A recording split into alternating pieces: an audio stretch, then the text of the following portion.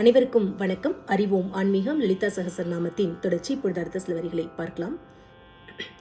ரம்பாதி வந்திதா அப்படின்னு சொல்றோம். அதாவது அம்பாள் வந்து ரம்பை போன்ற தேவலோக பெண்களால் வழிபாடு படக்கூடியவள். அதனால ரம்பாதி வந்திதான்னு சொல்றோம்.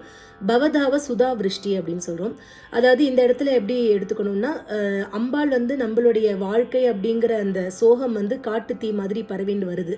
அதை வந்து அம்பாள் வந்து ஒரு தேன் மழையாக பொழிந்து அந்த காட்டுத்தீயை அணைக்கிறாள். அந்த சோகமானதை அழிக்கின்றாள். அதனால வந்து பவதாவ சுதாவிருஷ்டி அப்படின்னு சொல்றோம்.